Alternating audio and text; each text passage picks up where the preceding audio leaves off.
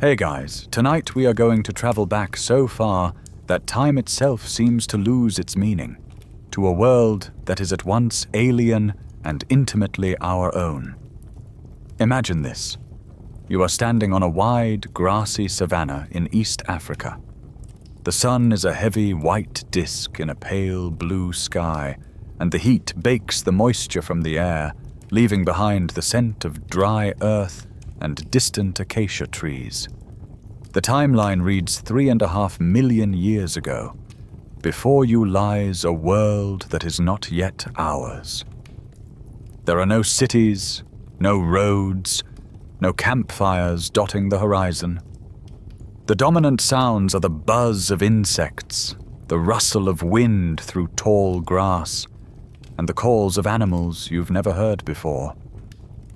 In the distance, a herd of 3-toed horses grazes nervously, while a strange clawed creature that looks like a bizarre cross between a horse and a gorilla, an Ancilotherium, methodically strips leaves from a low branch.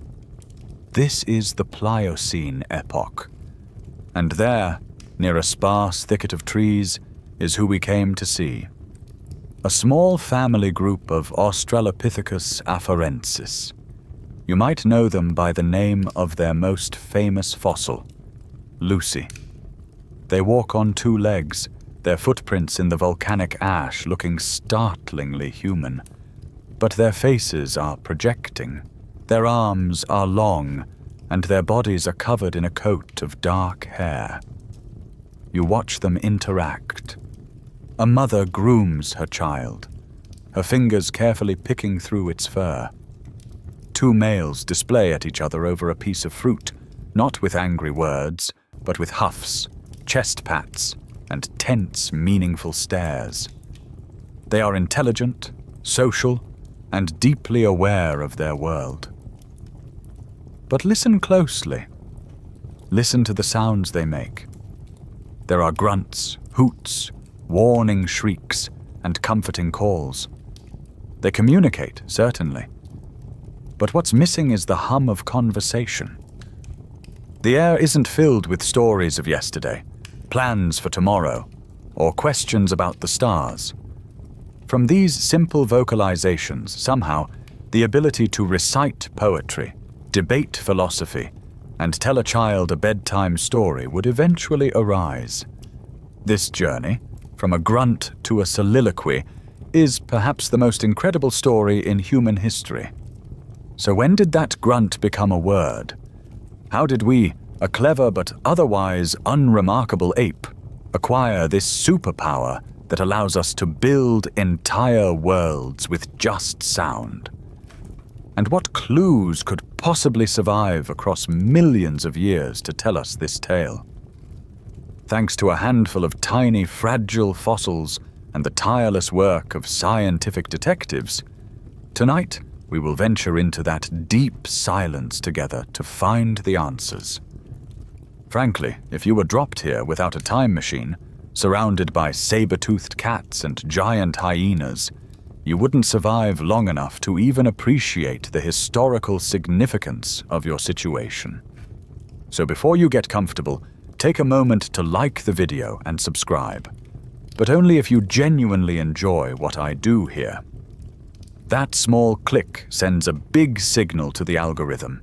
That long-form, serious educational content still matters. And to me, it's an incredibly meaningful show of support. Thank you so much for helping keep this channel going strong. It always fascinates me to see where you're all tuning in from. Let me know in the comments where you are in the world and what time it is for you. Now, dim the lights, maybe turn on a fan for that soft background hum, and let's ease into tonight's journey together. You remain there, a silent observer in their world. The soundscape is the first thing that truly tells you you're in another time. In your modern life, your ears are constantly processing language, overheard conversations, podcasts, the television in the other room.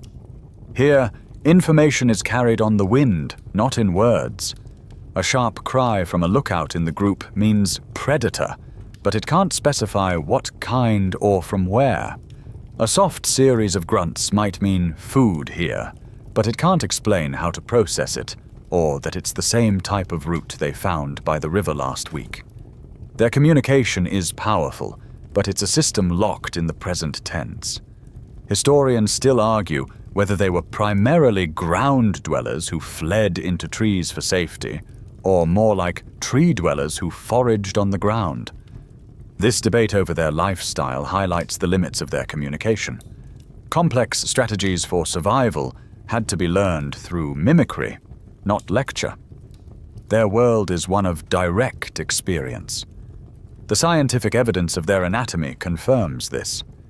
Their brain size was only about a third of yours, and as we'll soon see, their throat structure was fundamentally more ape-like than human.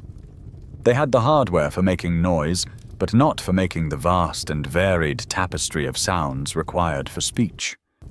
You watch the sun begin to set, painting the sky in fiery orange and deep purple.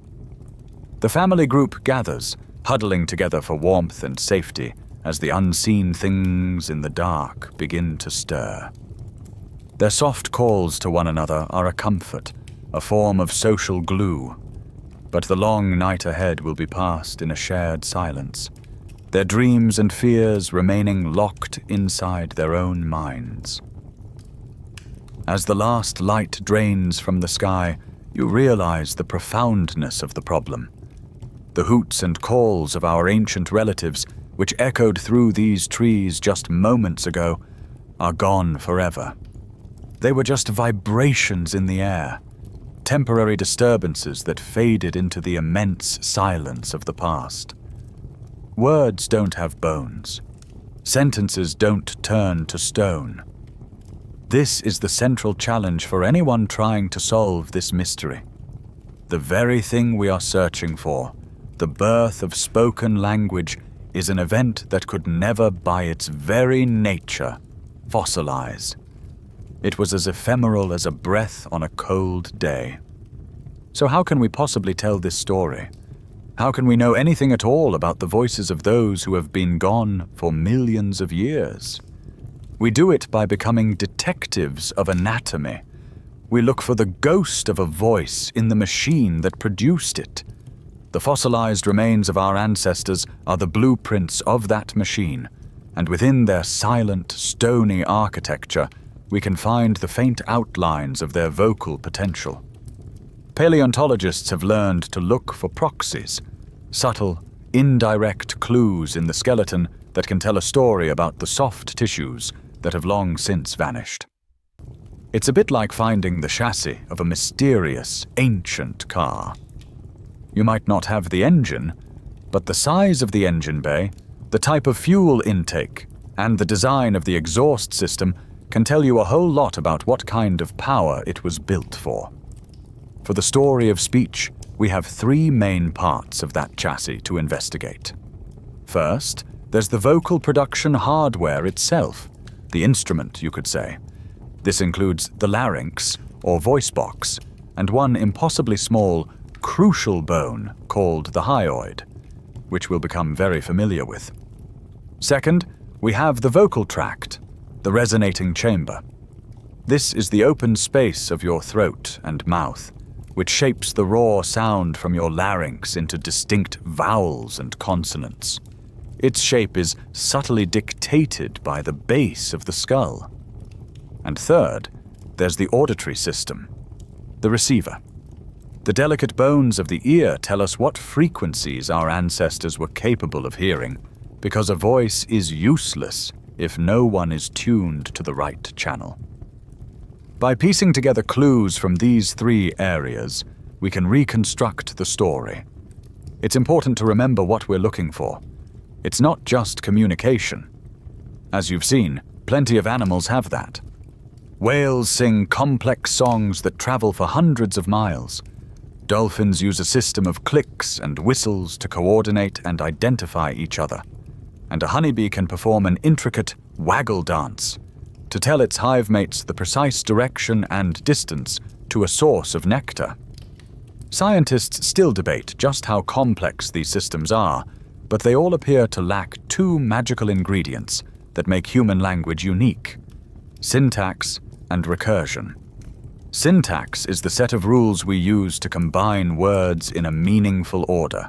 Why dog bites man is very different from man bites dog. Recursion is even more special. It's the ability to embed an idea inside another idea, infinitely. You can say, "the dog ran," or you can say, "the dog which saw the cat ran," or "the dog which saw the cat that was chasing the mouse ran." This nesting ability allows us to build thoughts of limitless complexity. This is the superpower we're looking for. A system capable of expressing not just danger, but be careful of that lion we saw by the river yesterday, because it looked hungry and might be circling back this way. And to get there, you need a very, very specific type of vocal instrument. You need an upgrade from the simple horn our ancestors possessed to something more like a symphony orchestra, capable of incredible nuance and control. An orchestra that runs on the most complex software in the known universe: the human brain. To find the very first, most ancient pieces of our vocal instrument, you have to leave the grassy plains of the Pliocene behind. We need to travel much, much deeper into the past. Let the timeline rewind, spinning backwards through epochs and eras, past the extinction of the dinosaurs, past the age of giant reptiles, until you find yourself on the muddy shore of a warm, shallow sea some 375 million years ago. You are in the Devonian period, the age of fishes. The air is thick, humid, and heavy with the smell of swamps and rotting vegetation. Strange, primitive plants, like giant mosses and tree ferns, form the world's first forests, and the buzzing in the air comes from dragonflies the size of seagulls. The world is green and brown and overwhelmingly quiet in a way you can't quite imagine. There are no birds singing, no mammals calling. There is only the lapping of the water and the drone of giant insects. You are here to witness one of the most pivotal moments in the history of life. Paleontologists still debate the exact environmental pressures that caused it. Was it to escape giant, armored fish hunting in the shallows, or to exploit the new buffet of insects and other invertebrates near the shore? Whatever the reason, you see a creature pulling itself from the water. It looks like a cross between a fish and a crocodile, with a flat head, upward-facing eyes, and 4 fleshy, lobe-like fins that it uses like clumsy legs. This is a creature like Tiktaalik, one of our most distant and important relatives. It is a pioneer, a fish out of water, and inside its body, it is carrying the seeds of the human voice. The first crucial component is something you take for granted with every breath: lungs. In the water, its ancestors used gills to extract oxygen. But this new terrestrial world demands a different approach. The air here has a different mix of gases than you're used to, but it's rich in the oxygen this creature needs. From the swim bladders of its fishy ancestors, sacs used to control buoyancy, a new structure has evolved. A pair of simple bag-like lungs. With a gulp, it can draw air into its body. For now, this is purely for respiration, a way to survive on land. But evolution is a brilliant tinkerer. It rarely invents from scratch, preferring to co-opt existing structures for new purposes.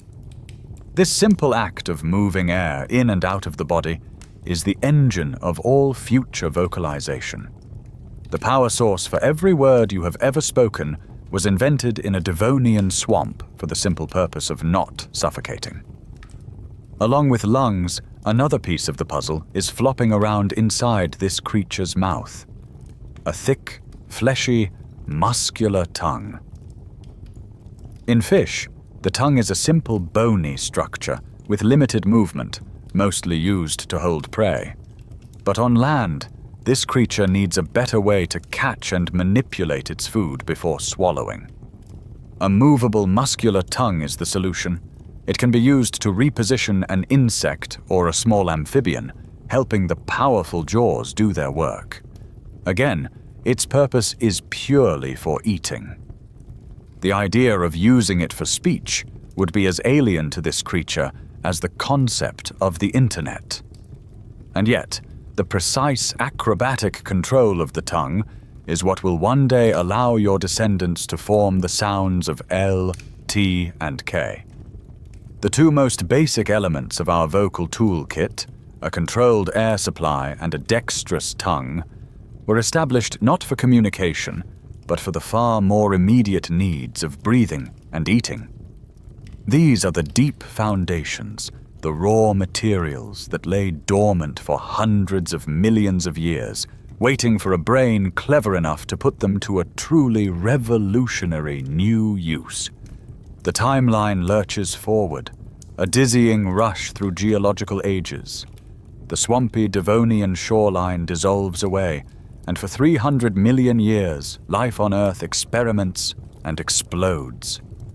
Reptiles rise and fall, the continents drift and crash, and the age of mammals begins. The world cools, and the vast, humid forests begin to recede. Your journey slows and finally stops in a woodland environment in Africa, somewhere between 6 and 8 million years ago. The air is warm, the light dappled as it filters through the canopy. You are here to witness a quiet, almost imperceptible event. Not a dramatic schism, but a slow, evolutionary parting of the ways. A single population of intelligent, social apes is beginning to diverge. One group will remain in the forests, their descendants eventually becoming the chimpanzees and bonobos we know today. The other group, your group, is being pushed by changing climates toward the expanding savannas, taking its first fateful steps into a new world and onto a new evolutionary path. Scientists still puzzle over the exact nature of this last common ancestor we shared with chimpanzees, as the fossil record from this specific period is frustratingly sparse. But by looking at its descendants, we can sketch a portrait. It was likely a creature comfortable both in the trees and on the ground, a fruit eater with a brain already large for a primate of its size. And it was, without question, a master communicator. To understand what our lineage started with, you only need to look at our closest living relatives. Chimpanzees and bonobos have an incredibly rich and complex system of communication. They have a wide vocabulary of calls, pant hoots that announce their location, alarm barks for predators, soft grunts for contentment. They have expressive faces capable of showing joy, anger, and fear. And most fascinatingly, they have a huge repertoire of meaningful gestures. They hold out a hand to beg for food. They stomp and swagger to intimidate a rival. They touch and embrace to reassure a friend. This rich social toolkit led some human researchers in the 20th century to wonder, just how close were they to us? Could an ape, if raised in a human environment, learn our language? This led to a series of famous and controversial experiments. A chimpanzee named Washoe was raised as a deaf human child and taught American Sign Language. The results were astounding. Washoe learned hundreds of signs for objects, actions, and concepts. She could ask for food, name the people around her, and even combine signs in novel ways, famously signing Waterbird when she first saw a swan. A gorilla named Coco also learned over 1,000 signs and seemed to express complex emotions like grief and humor. For a time, it seemed the barrier between us was dissolving. But as the research deepened, the limits became clear. While they had vocabulary, they never truly mastered syntax. They could string signs together like, "You may go out, hurry," but they couldn't grasp the complex grammatical rules that govern our sentences. There was a fundamental cognitive wall. More importantly for our story, however, was a physical one. Despite decades of effort, no ape has ever been taught to produce the sounds of human speech. They simply can't do it. And the reason is not a lack of intelligence or effort, but a matter of anatomy. Their vocal tract, the instrument that shapes sound, is built differently. Their larynx sits high in their throat, just as it does in a human baby. This is great for preventing choking, but it dramatically limits the range of sounds they can produce.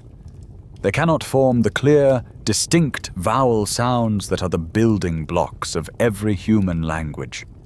They are brilliant communicators, our evolutionary cousins, but their path led them to a different, quieter destiny. They show us the platform from which our ancestors launched. They had the social intelligence and the communicative drive, but they were trapped behind a wall of anatomical limitation.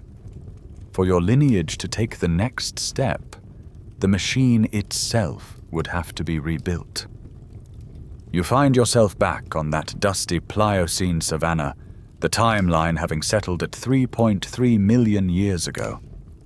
The air is the same, the strange animals still graze in the distance, but your focus is now sharper. You are no longer just observing a generic group of hominins. You are looking for a specific clue, the first piece of tangible evidence in our long, quiet story.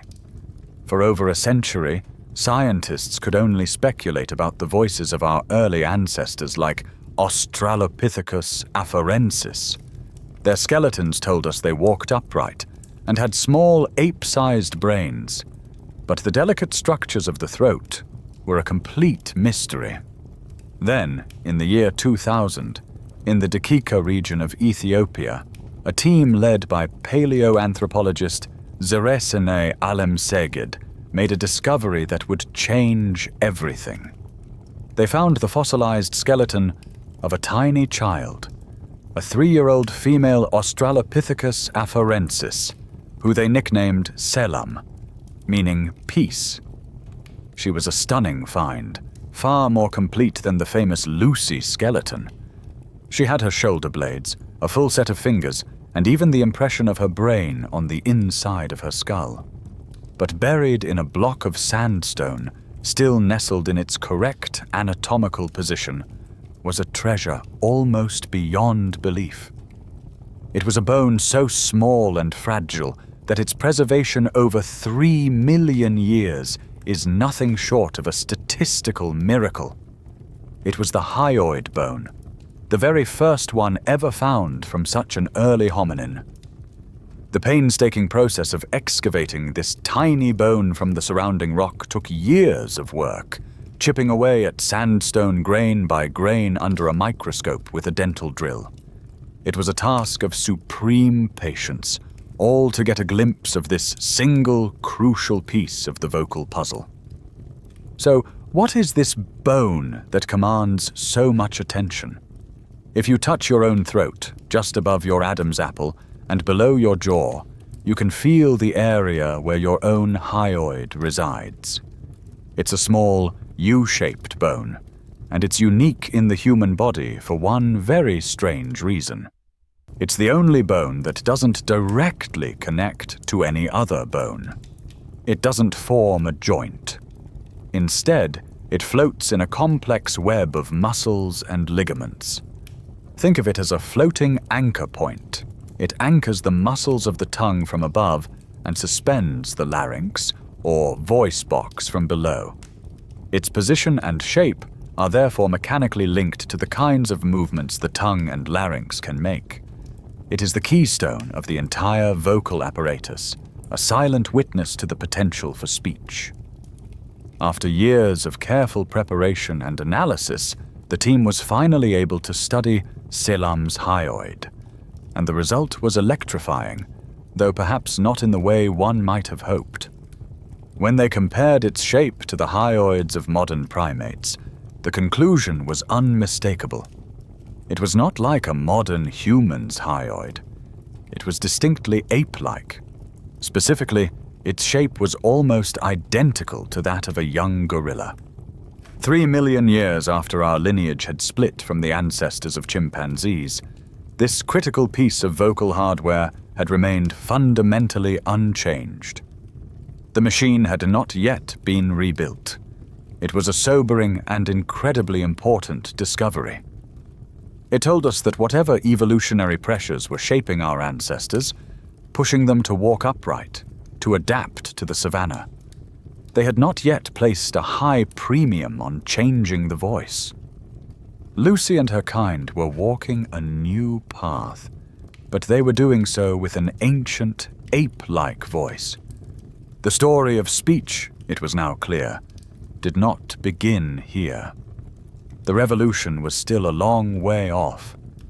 You're left standing on that ancient plain, holding this new piece of information. The hyoid of a 3 million-year-old ancestor was gorilla-like. But you might be wondering, what does that actually mean? Why does the specific shape of this tiny, floating bone matter so much? The answer is not in the bone itself, but in what it was built to support. An ape-like hyoid has a distinct deep cup shape on its body, an architectural feature designed to connect to a piece of soft tissue anatomy that modern humans have completely lost: laryngeal air sacs. These are large, inflatable pouches that branch off from the larynx and extend down into the neck and chest. All of our great ape cousins, gorillas, chimpanzees, orangutans, have them. Humans do not. The ape-like hyoid of the Dikika child is the smoking gun, the undeniable proof that she, and by extension her entire species, had these air sacs. The exact function of these sacs is still a topic of some debate among primatologists, but the leading theories point towards two main advantages, both related to making loud, repetitive calls. First, they act as resonating chambers. By inflating these sacs, an ape can add a deep, booming quality to its vocalizations, making them carry much further through a dense forest environment.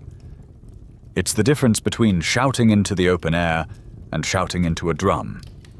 Second, they may help primates make these long calls without getting dizzy. A gibbon's morning great call can last for many minutes. By rebreathing some of the air from these sacs, they can sustain their calls for longer without hyperventilating. Think of the bag on a set of bagpipes, providing a continuous, powerful drone. Some primates have taken this to an incredible extreme. The howler monkey of South America has an enormous, hollowed-out hyoid bone that acts as an amplifier for its air sac, allowing it to produce a roar that can travel for 3 miles through dense jungle, making it one of the loudest land animals on Earth. The system is all about power. It's about broadcasting simple, loud messages like, "I am here," or "danger," across vast distances. But this power comes at a tremendous cost to precision. And for the delicate art of human speech, that cost is fatal. The very thing that makes these air sacs great for booming, the deep, low-frequency resonance, is a disaster for clarity. It creates a muddy, jumbled acoustic signal. Imagine trying to have a clear conversation with someone who is speaking through a didgeridoo. The underlying tones would overwhelm all the subtle, high-frequency details. This is especially true for vowels. The magic of human vowels is that they are acoustically pure and distinct. An E sound, an R sound, and an OO sound have very different and recognizable frequency patterns. This clarity is what allows our brains to distinguish them so easily. Laryngeal air sacs would destroy this clarity, blurring the lines between vowels and making them much harder to understand. The hardware for broadcasting is simply not the same as the hardware for conversation. So now, a clearer picture of the Australopithecus voice begins to emerge. With their laryngeal air sacs, their vocalizations would have been loud, impressive, and perfectly suited to their needs on the mixed savanna woodland. You can imagine the sharp, booming alarm call of a male lookout, echoing through the acacia trees, sending the whole family group scrambling for safety. It was a voice of emotion and instinct, a tool for social cohesion and survival. But it was not a voice for telling stories. It was not a voice for asking questions. It lacked the crisp, clean, acoustic precision required to form the building blocks of words. For millions of years, your ancestors walked the earth with a voice that was powerful, yes, but ultimately muffled by the very anatomy that gave it its strength. Before the journey toward speech could truly begin, this ancient booming instrument had to be dismantled. You are now adrift in time. The Pliocene savanna with its loud but muffled voices fades, and you enter a vast, dark ocean of history, where our key piece of evidence, the hyoid bone, vanishes completely. After the 3.3 million-year-old hyoid of the Dikika child, the fossil record goes utterly silent on this front. The next hyoid we will find is almost 3 million years younger. It's a fossil black hole, a frustrating but profound gap that represents 100,000 human generations living and dying without leaving behind this single crucial clue. For a long time, this silence meant we could only guess at what was happening to the hominin voice during this critical period.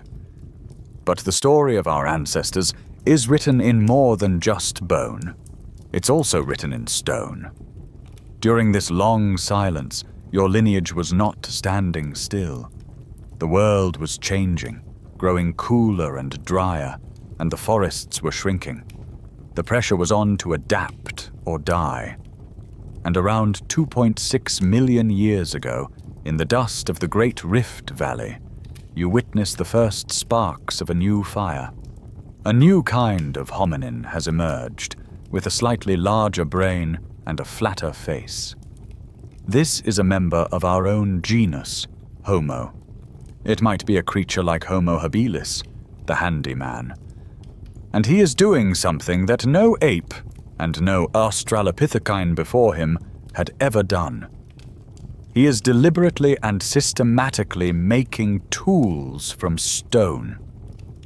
This is the dawn of the Oldowan industry, the very beginning of technology. You watch as he selects 2 river cobbles, one a hard, brittle flint, the other a heavier hammerstone. This selection is not random. It is the result of knowledge passed down through generations. He knows the secret properties of this rock, its conchoidal fracture, the way it will break to produce a razor-sharp edge. Holding the flint core in one hand, he strikes it with the hammerstone at a precise angle. Crack! A sharp flake shears off. He turns the core. Crack! Another flake. The process is simple, yet it is revolutionary. In just a few moments, he has created a toolkit, a chopper with a jagged, durable edge for smashing bone to get at the rich marrow inside, and a handful of small, sharp flakes, Stone Age scalpels perfect for slicing meat from a carcass. This simple act represents a monumental cognitive leap. It requires foresight, the ability to imagine a future need and create a tool for it. It requires planning and a deep understanding of the physical world. And this is where a fascinating debate ignites among archaeologists and linguists. How was this knowledge transmitted? How did one generation teach the next the complex, non-obvious art of knapping stone? One school of thought argues for simple imitation. A curious youngster could just watch an elder and copy their movements. But others argue that this process is too complex and subtle for mimicry alone. The choice of rock, the specific angle of the strike, the way you must turn the core, these are abstract concepts. This has led to the hypothesis of a proto-speech, a simple, rudimentary form of language, somewhere between an ape's call system and our own complex grammar. Perhaps it consisted of simple words: rock, hit, sharp, no. Some fascinating modern experiments have tested this. When volunteers are taught to make older one tools, the groups that are allowed to use even basic speech learn far more effectively and quickly than those who can only use gestures or silent imitation. While the hyoid bone remains hidden, the stones themselves seem to cry out that a new pressure is building. The developing brain, with its new ideas and technologies, was beginning to demand a better, clearer voice. The silence in the fossil record is deafening, but the clues left behind in stone suggest that this was the time when your ancestors first truly had something to talk about. The silence in the bone record continues, but the story in stone gets louder and louder. Forcing your way through the long ages, you see a new figure emerge on the African landscape around 2 million years ago. This is not the small, scrappy Homo habilis. This is a taller, stronger, and far more human-like being. With a brain significantly larger than any hominin that came before, and a body built for long-distance striding, this is Homo erectus, the upright man. And in their hands, the simple Oldowan chopper has been transformed into a work of art and a brutally effective tool, the Acheulean hand axe. You watch one being made. It's a far more complex process than simply knocking a few flakes off a cobble. The toolmaker has a clear mental template, a perfect teardrop shape held in their mind's eye. They start with a large flint nodule, using a heavy stone to knock off big primary flakes, roughly shaping the tool. Then they switch to a softer hammer, perhaps a piece of antler or bone, to carefully thin the edges and refine the shape. The final product is a beautiful, symmetrical, bifacial tool, sharp on all sides, pointed at the tip, comfortable in the hand. Archaeologists still debate the full purpose of the Acheulean hand axe. Some are so large and exquisitely crafted that they seem impractical for simply butchering a carcass, leading to theories that they were also social status symbols, a demonstration of skill and intelligence. But whatever its full function, making one required a multi-step, abstract process that speaks to a more sophisticated mind. This growing intellect is demonstrated even more profoundly by the next great innovation you witness, the taming of fire. At a site like Wonderwork Cave in South Africa, deep inside the earth, you see a group of Homo erectus gathered around a flickering campfire over 1 million years ago. This is a watershed moment in the human story. Fire provides warmth in the cold, keeps terrifying nocturnal predators at bay, and becomes a social hub, a place to gather and share. Most importantly, it allows them to cook. Cooking food breaks down tough fibers and proteins, making them easier to digest and unlocking a huge surplus of calories. This new, high-energy diet could, in turn, fuel an even larger, more energy-hungry brain. It's a feedback loop of innovation. This bigger brain and better technology unlocked the entire world. Homo erectus becomes the first great traveler, the first hominin to purposefully stride out of its African homeland. You follow their tracks across the Middle East, into the Caucasus Mountains of Georgia, across the vast plains of Asia, and all the way to the islands of Indonesia. Imagine the challenges. They were entering new ecosystems with unfamiliar plants, unknown predators, and harsh, cold winters they had never experienced before. To survive, they would have needed to communicate with a clarity and efficiency that was simply unnecessary before. How do you coordinate a group to bring down a giant prehistoric elephant? How do you teach a child which new mushrooms are safe to eat and which are deadly? How do you organize your group to maintain a fire through a long, freezing night, ensuring someone is always awake to feed it fuel?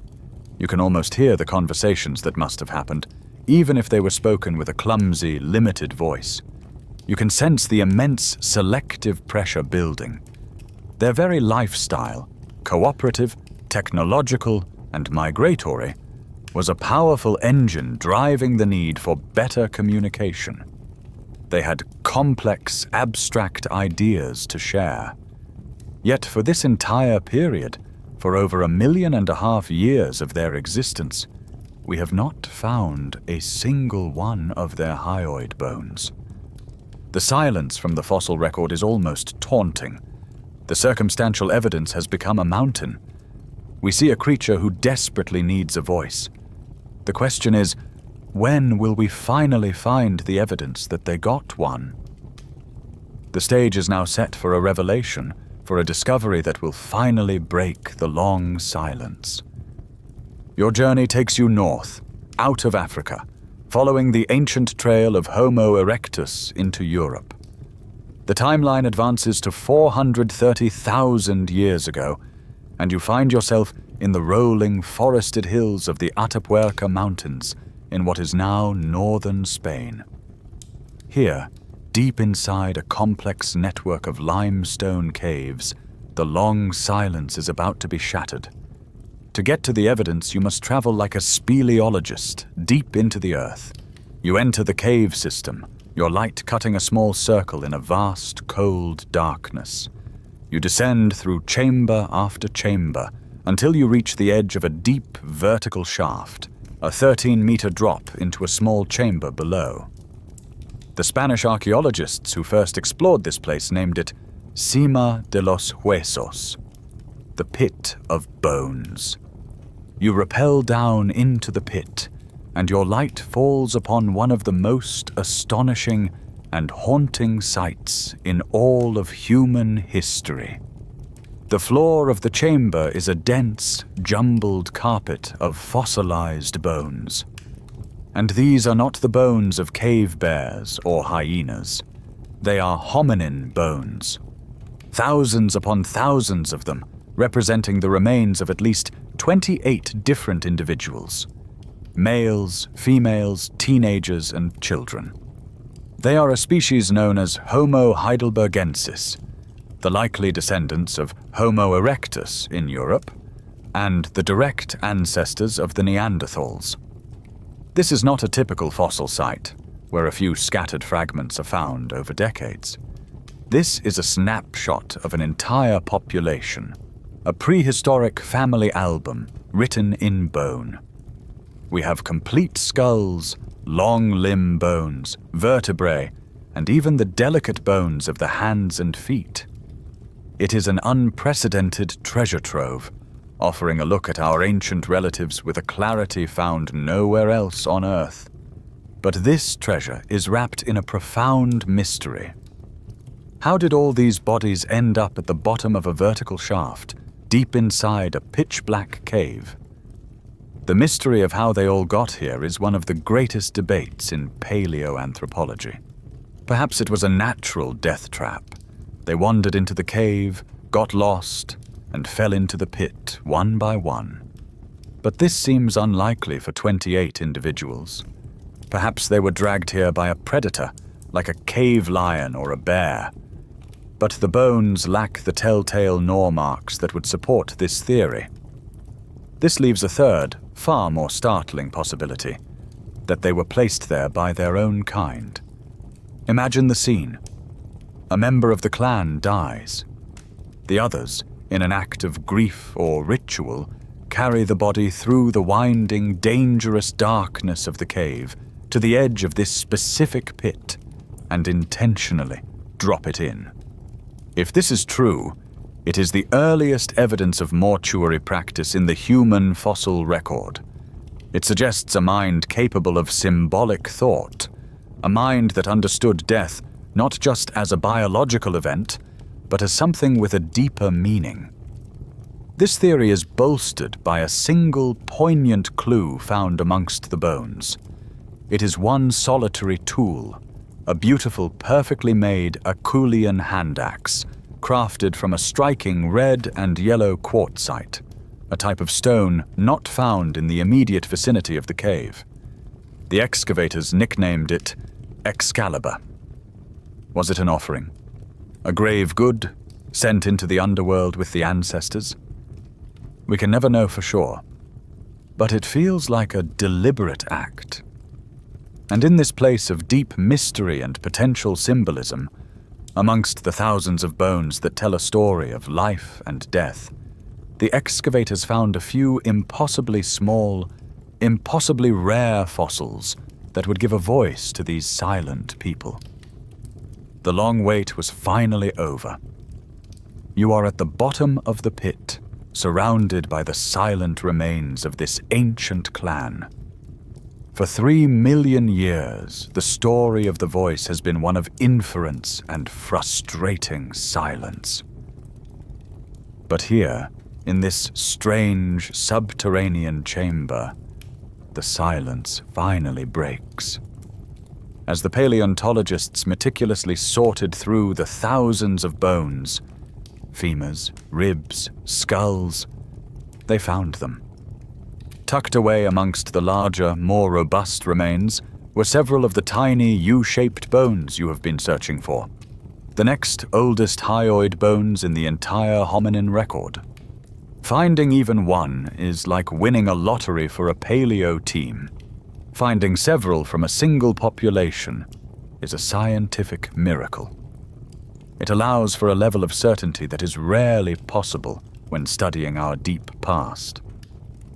You lean closer, imagining one of these delicate fossils resting in your palm. It is light, graceful, and immediately familiar. Because the game-changing, earth-shattering discovery from the pit of bones is this: the hyoids of Homo heidelbergensis are not ape-like. They are not intermediate. They are, for all intents and purposes, anatomically modern. If you were to mix one of them into a collection of modern human hyoid bones, an anatomist would be hard-pressed to pick out the ancient one. The deep, cup-like shape of the Australopithecus hyoid is gone. In its place is the shallower, more elegant form that sits in your own throat right now. While a single bone can't tell us everything, the consensus among anatomists is clear, and the implication is monumental. This modern shape is not designed to support the musculature of laryngeal air sacs. The ancient booming instrument had been dismantled. Sometime in the vast 3 million year gap since the Dikika child, your ancestors shed this primitive piece of ape anatomy. Remember that muffled, booming quality their voices would have had? That didgeridoo-like resonance that was so good for broadcasting loud calls, but so terrible for clarity? That was gone. The voice of Homo heidelbergensis was acoustically liberated. For the first time, the raw sound produced by the vocal cords could travel up the throat and into the mouth without being muddied and distorted by a resonating airbag. The voice was no longer built exclusively for power. The evolutionary blueprint had been redrafted for precision. This is a fundamental shift in the story of our lineage. It's a change as profound as the move to walking on 2 legs. It tells you that by 500,000 years ago, the selective pressures acting on your ancestors had changed. Raw vocal power was no longer the most important trait. Something else was becoming more valuable, something that required a cleaner, clearer, more controllable sound. We can now look at these people in a new light. We see their sophisticated hand axes. We ponder the mystery of their bodies gathered in this dark pit. And now we know that when they looked at each other, the sounds they made were not the hooting calls of an ape. They were sounds produced by a vocal instrument that was, in this crucial respect, just like yours. The hardware was being revolutionized. The door was now open for a voice capable of nuance, subtlety, and the incredible acoustic range that true speech would demand. The first great barrier had fallen. You now understand that the people of the pit possessed a modern sound source. The muffling effect of the ancient air sacs was gone, leaving them with a clear, clean vocal signal. But this was only half the battle. A clear signal from the vocal cords is just a buzzing noise, a raw vibration.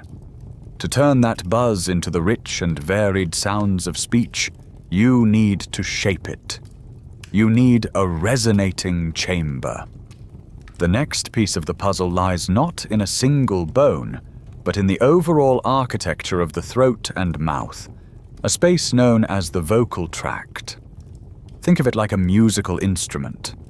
The buzzing of your vocal cords is like the buzzing of a trumpeter's lips. The vocal tract is the trumpet itself, the long-shaped tube that turns the buzz into a musical note. By changing the shape of that tube, you can create all the different sounds of a language. This vocal tract can be split into two basic parts.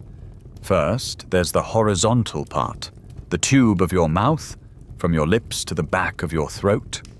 Second, there's the vertical part, the pharynx, which is the tube that rises from your larynx or voice box up to the back of your throat where it meets the mouth. In our closest relatives, the chimpanzees, these two parts are not equal. Their larynx sits very high in the neck, which means they have a long horizontal mouth tube, but a very short vertical throat tube. Human infants are born with this same high larynx. It's a very safe design, as it keeps the airway for breathing separate from the path for food, making it very difficult for them to choke. But it severely limits the range of sounds they can make. In modern adult humans, something remarkable happens. The larynx descends lower in the throat. This anatomical shift creates a vocal tract where the horizontal part and the vertical part are of roughly equal length. This 1-to-1 ratio is a unique and critical human adaptation, and it is the secret to our incredible vocal dexterity. It fundamentally reconfigures the resonating properties of our throat, allowing us to produce three very special sounds with extreme clarity. The vowel sounds E, Ah, and Oo. If you say them aloud now, you can feel the shape of your mouth changing, but the magic is happening in the relationship between those two tubes. These three sounds are what phoneticians call quantal vowels. They are acoustically as different from one another as possible, occupying the extreme corners of the human vowel space. Linguists and phoneticians have long debated why these three vowels are so universal. But a leading theory is that their very distinctness makes them less likely to be misheard, even over noise or distance. They provide a stable, reliable foundation upon which to build a spoken language. It is no coincidence that almost all of the world's 7,000 languages, from English to Swahili to Japanese, include these three basic sounds in their inventory. It is the acoustic bedrock of speech. Our unique L-shaped vocal tract is an instrument perfectly tuned to produce them. The question, then, is when did this crucial reshaping of the throat occur? Did the people of the pit, with their modern hyoid bones, also possess a modern vocal tract? The answer was waiting to be found, locked away in the complete and beautiful skulls they left behind in their deep, dark chamber of bones. The answer was indeed waiting in the pit. You focus your attention on one fossil in particular, a nearly complete skull designated as Skull 5. The scientists who study him affectionately call him Megalon. He is one of the most complete pre-modern human skulls ever discovered, and he even tells a bit of his own life story through his bones. He suffered from a severe dental infection, a raging abscess on his upper jaw that likely caused him immense pain and may have ultimately led to his death. But for our story, the importance of Megalon lies in the beautiful preservation of the base of his skull and the fact that his neck vertebrae were also found. This rare combination allows scientists to do something remarkable, to reconstruct the soft tissue of his vocal tract. While any reconstruction of soft tissue from a skeleton is subject to scientific debate and requires careful modeling, the basic principles are well established. The length of the horizontal tube of the mouth is largely determined by the length of the base of the skull, from the front teeth to where the spine connects. The length of the vertical tube of the pharynx is related to the length of the neck. By meticulously measuring Megalon's skull and vertebrae and comparing them to the anatomy of modern humans, researchers could calculate the likely proportions of his vocal instrument. So what did they find? Did this 430,000-year-old ancestor have the same 1-to-1 ratio as a modern adult human? Not quite. The results of the reconstruction were even more fascinating. They found that the horizontal part of his vocal tract was just a little bit shorter than the vertical part. His proportions were not those of a modern adult, but they were a near-perfect match for those of a modern 10-year-old human child.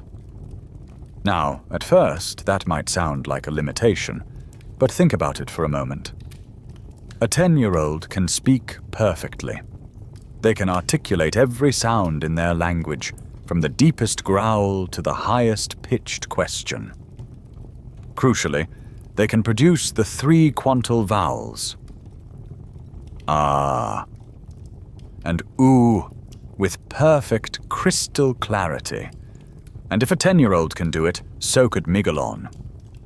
This finding was the second thunderclap from the pit of bones. First, the modern hyoid told us they had a clear sound source, free from the muffling of air sacs.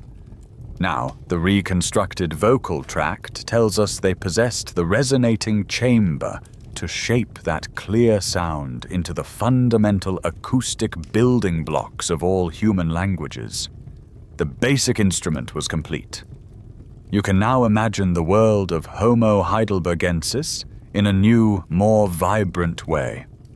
Picture a group of them moving through the ancient Spanish woodlands, tracking a herd of bison.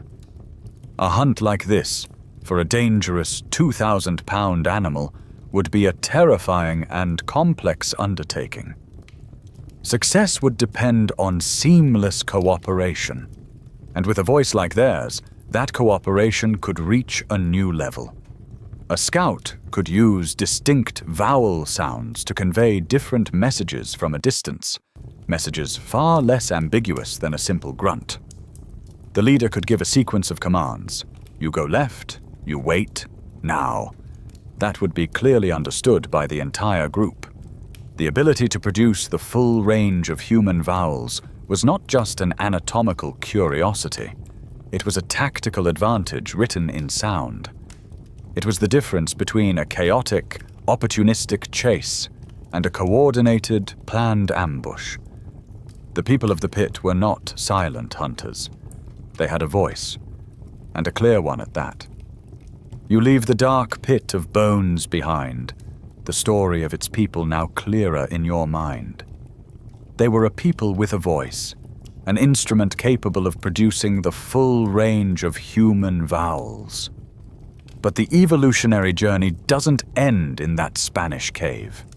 These Homo heidelbergensis were the ancestors of another, even more famous group of ancient humans, a people whose very name has become synonymous with the primitive, grunting caveman of popular imagination, the Neanderthals. For over a century, the Neanderthal has been a caricature, a stooped, brutish figure dragging his club through the snow. Their voice in this cartoonish telling is always a series of guttural ughs and grunts. But now you can bring the hard evidence from Cima de los Huesos to bear on this outdated image. The children should not be more primitive than the fathers.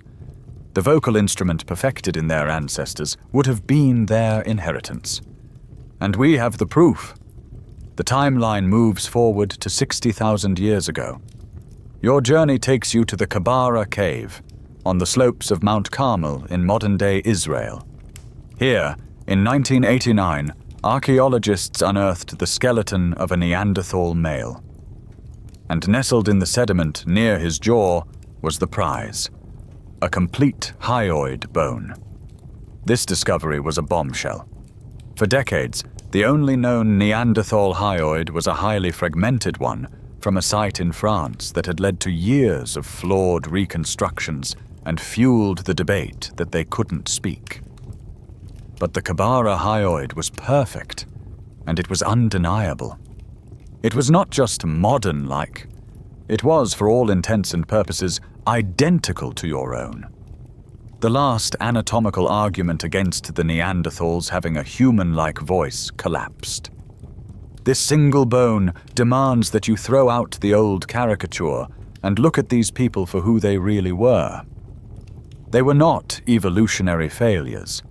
They were an incredibly successful and adaptable human species that dominated the harsh landscapes of Ice Age Europe and Asia for over 300,000 years, far longer than we Homo sapiens have yet existed. They had brains that were, on average, slightly larger than ours. They were masters of their environment, creating sophisticated toolkits and hunting huge, dangerous animals like mammoths and woolly rhinos. They controlled fire, likely wore clothing, and lived in tight-knit social groups.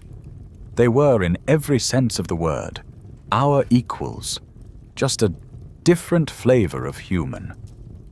And it now seems certain that their caves were not filled with grunts, but with conversation. The modern Hyoid found at Kebara is not a surprise when seen in the light of the Cima de los Huesos discoveries. It is a confirmation. It shows a clear line of descent, a stable evolutionary inheritance passed down for hundreds of thousands of years. The vocal hardware that emerged in their ancestors was so advantageous that it was preserved, unchanged, across the millennia. The foundation for a modern voice was not some last-minute upgrade that appeared with Homo sapiens. It was an ancient piece of engineering, tried and tested in the brutal world of the Ice Age. The shape of the bone was a closed case. But scientists, in their quest for ever deeper certainty, were about to find a way to look inside the bone itself, to find the ghost of a voice written in its microscopic structure. You are in a modern laboratory now, far from the dust of the cave.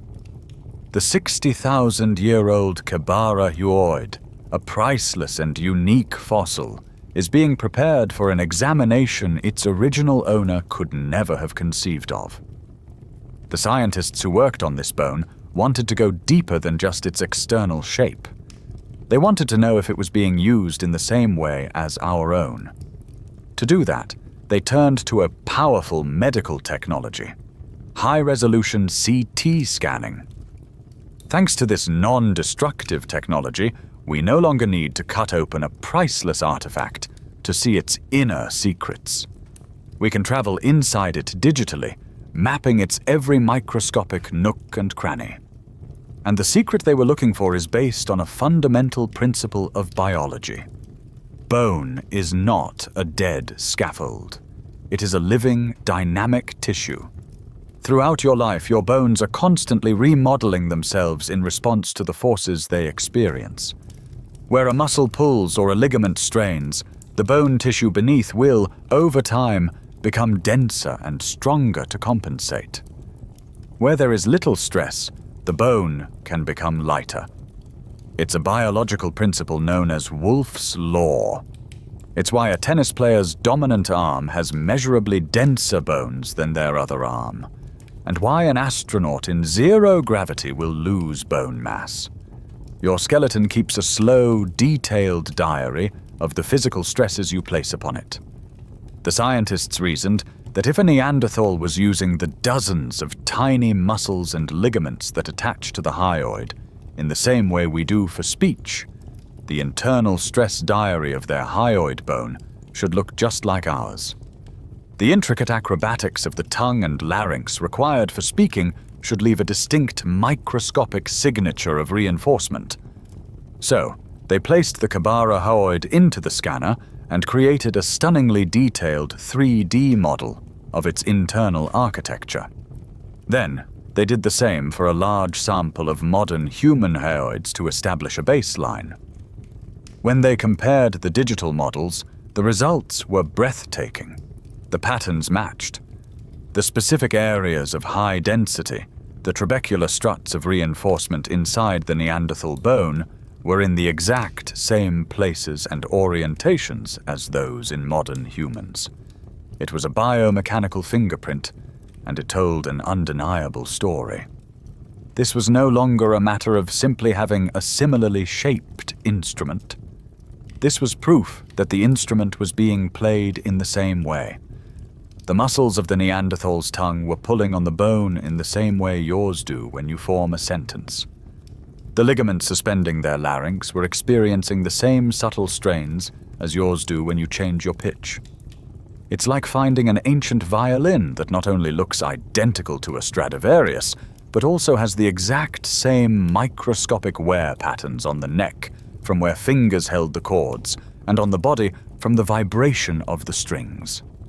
It's the ghost of a function, preserved for 60,000 years in the hidden framework of a bone. The case was now overwhelming. The combination of the external anatomy and the internal, biomechanical signature created a nearly unassailable conclusion.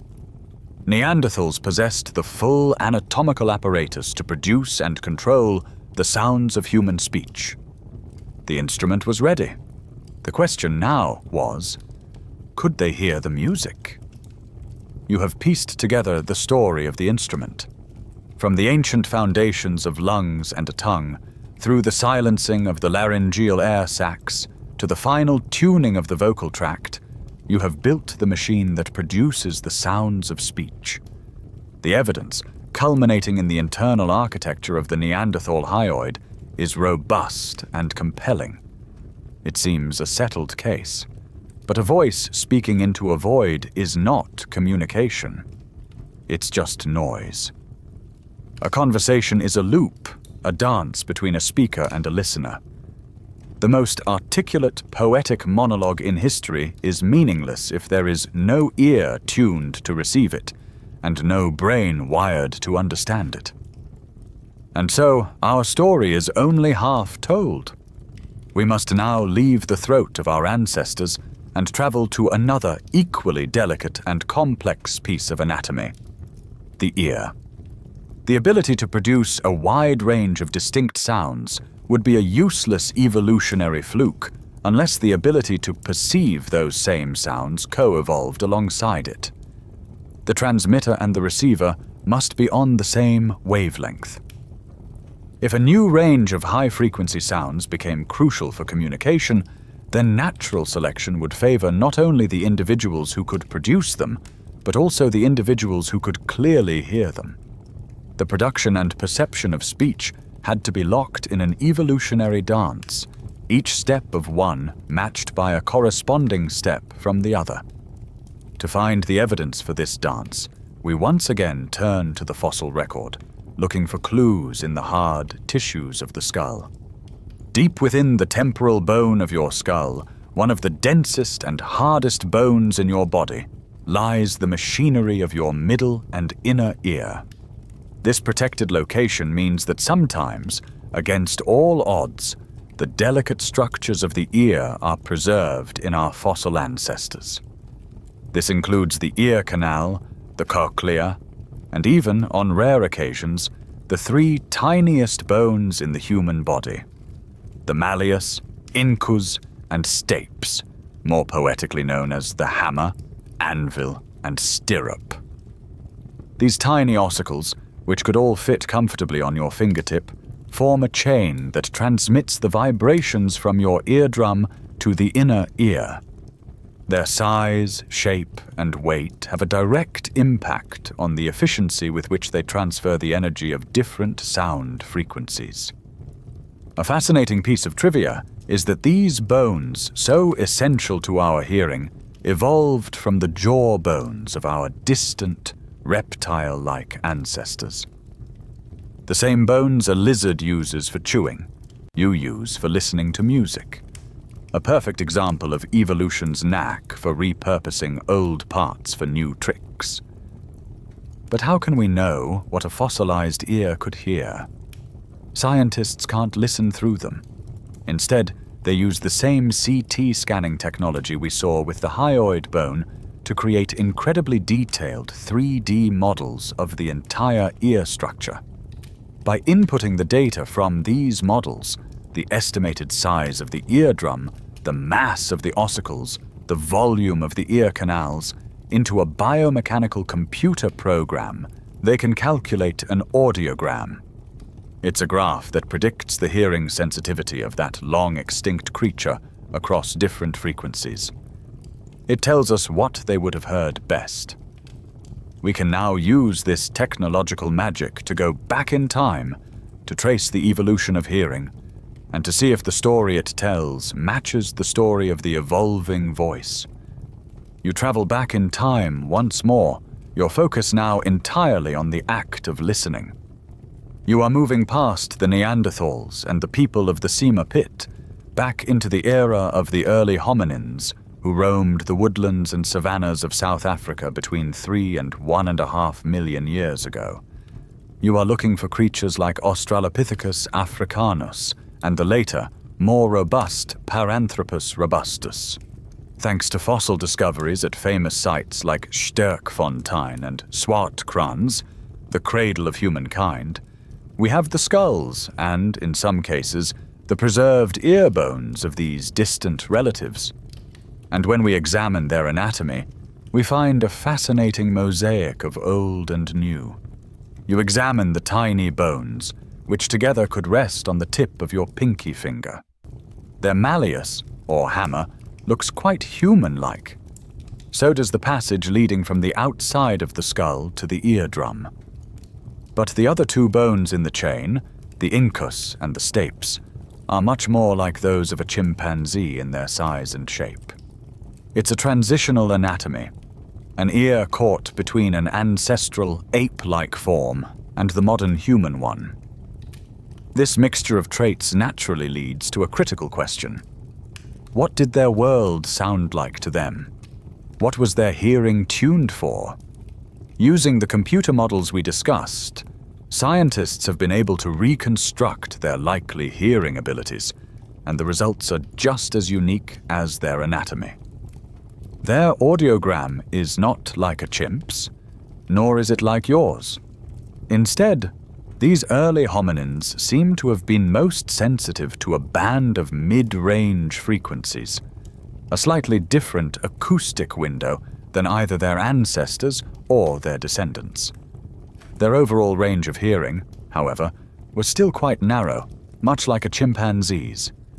The precise environmental reasons for this unique auditory profile are still debated by paleoanthropologists, but it almost certainly was not for listening to the nuances of speech.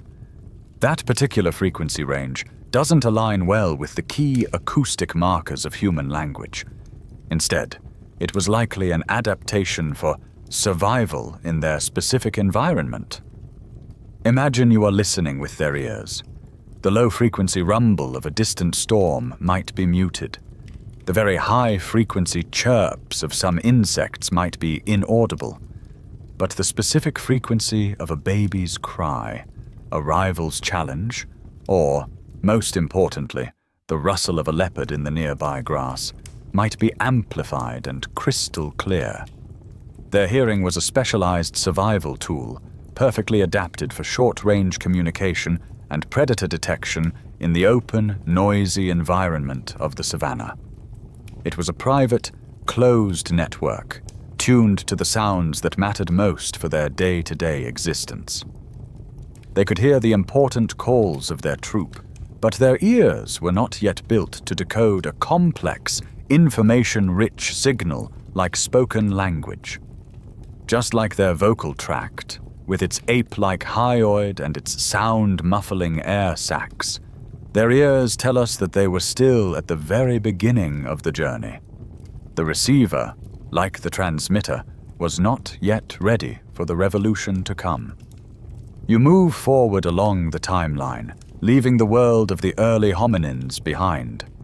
Their specialized hearing, tuned for the savannah, was a successful strategy for millions of years.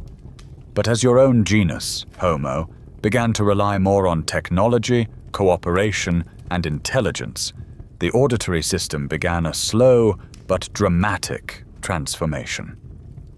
The evidence from the ear anatomy of species like Homo erectus is still somewhat scarce, but what we have suggests the beginning of a shift away from the Australopithecine pattern and towards something more human-like.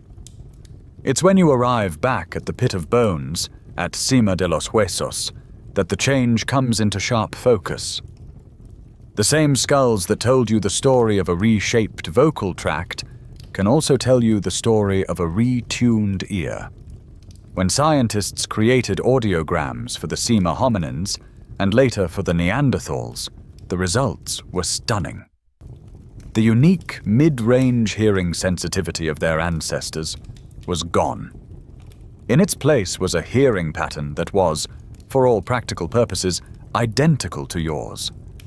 Their ears were no longer specialized for a narrow band of survival sounds. Instead, their range of optimal hearing had dramatically expanded, particularly into the higher frequencies. Their auditory window had been thrown wide open. This is a profound discovery, a powerful independent line of evidence that perfectly complements the story of the evolving voice. Think about the timing. At the same time that the hyoid bone was becoming modern, and the larynx was descending to create a one-to-one vocal tract, changes that allowed for the production of clear, modulated, and varied sounds, the ear was simultaneously being rewired to perceive this new, expanded range of sounds. This is the very definition of co-evolution. It's the smoking gun that tells us these anatomical changes were not random, disconnected events. They were part of a single coordinated project, the construction of a high-fidelity communication system. The voice and the ear were evolving in lockstep, like a paired set of technologies. An upgrade to the transmitter was matched by a corresponding upgrade to the receiver. It would make no evolutionary sense to develop the capacity to produce a range of new, high-frequency sounds if no one could hear them. Conversely, there would be no reason to develop a sensitivity to those frequencies if no one in your species was making those sounds. The fact that we see both of these complex adaptations happening in parallel is one of the strongest pieces of evidence we have that speech was becoming critically important to the survival and success of your ancestors. The entire system was being optimized for a new kind of acoustic information. But this begs a crucial question. Why? What is so special about these higher frequencies? What sounds, so vital to the human experience, were your ancestors now able to clearly hear for the very first time? The answer to that question, the reason your ancestors evolved an entirely new auditory window, lies in the small, sharp, and quiet sounds that you are using to understand me right now. The answer is consonants. If vowels are the soul of language, the loud, resonant, emotional carriers of our voice, then consonants are the brain. They are the bits of information, the precise, data-rich sounds that chop up the flow of vowels and give them specific meaning. Vowels are made with an open throat, a pure vibration. Consonants are made by interrupting or constricting the flow of air. They are the clicks, taps, hisses, and puffs that form the backbone of words. Say these words aloud and feel what your mouth is doing. Bay, day, hay, lay, pay, say, way. The vowel sound, that open I, is exactly the same in every one. The entire difference in meaning, the chasm between asking for your salary and asking for a bundle of grass, is contained in that tiny, almost instantaneous consonant at the beginning. Many of the most important consonants are what we call voiceless. They are little more than shaped bursts of air, and their acoustic energy is concentrated in the higher frequencies. Think of the sound F made by pushing air through your teeth and lower lip, or the hissing sound of S, a stream of turbulence created by your tongue, or the sharp percussive tap of a T and the quick, breathy pop of a K. To an ear like an Australopithecine's, tuned to the lower mid-range frequencies, these crucial sounds would be faint, indistinct, or completely inaudible. The difference between sue and do might be impossible to pass. But to an ear like a Neanderthal's, or yours, with its newly expanded bandwidth, these sounds are sharp, clear, and packed with meaning. This leap in informational bandwidth, linguists believe, was the final and most important step in the construction of the modern speech system. The ability to reliably produce and perceive a wide inventory of consonants allows for an explosive growth in the number of possible syllables, and therefore the number of distinct words you can create. It's the difference between having a handful of musical notes and having a full piano keyboard. The range of expression becomes almost infinite. This, then, is the grand synthesis. The complete story of the hardware. You can now see the beautiful interlocking logic of this co-evolutionary dance.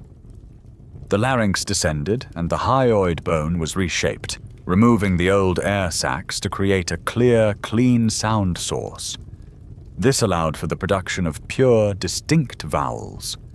At the same time, this new vocal tract also enabled the precise interruptions of airflow needed to create consonants. And just as the voice was being retooled to make these new, quiet, high-frequency sounds, the ear was being retuned to be able to hear them with perfect clarity. The transmitter and the receiver were perfected together for each other. The physical, anatomical instrument for producing and perceiving the full range of sounds in modern human language was now, finally, complete. The stage was set. You have assembled the hardware. The instrument of the voice and the receiver of the ear, piece by painstaking piece, have been reconstructed into a system capable of modern speech.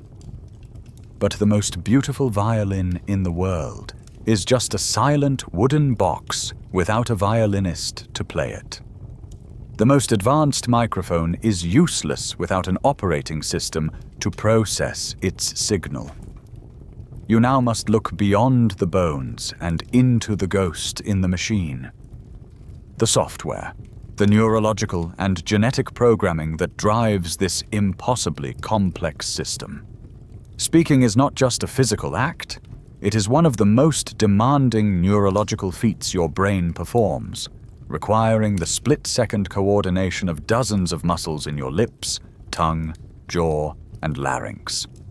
And for clues about the software, we must turn to the modern miracle of ancient DNA. In the early 2000s, geneticists identified a gene that was immediately nicknamed the language gene. This gene is called FOXP2. Now, while no single gene is a language gene, That's a vast oversimplification. FOXP2 is widely considered to be a crucial piece of the puzzle.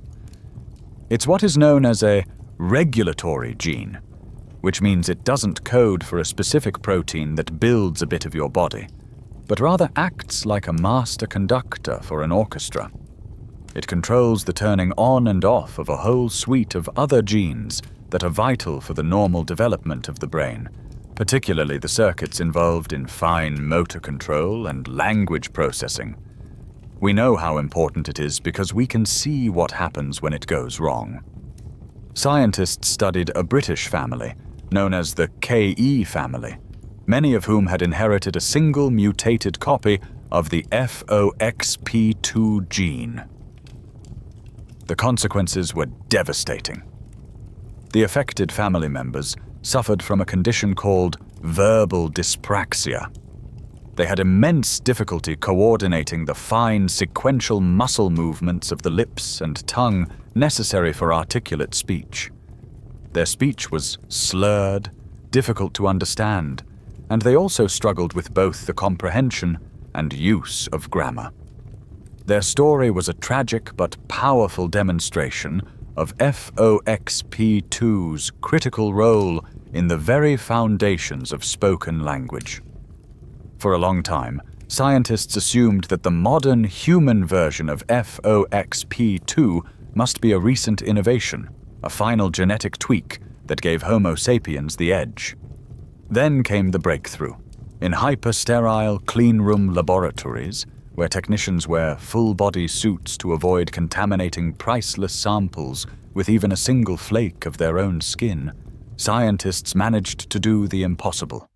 They extracted and sequenced fragments of DNA from the ancient bones of Neanderthals.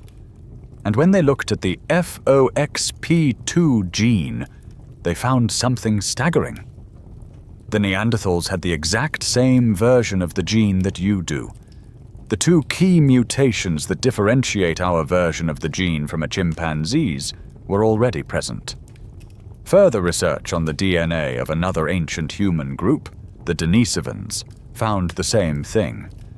This told us that these crucial genetic changes were not recent. They evolved in the common ancestor of all three human groups, likely Homo heidelbergensis, over 500,000 years ago. The genetic software for language is just as ancient as the anatomical hardware.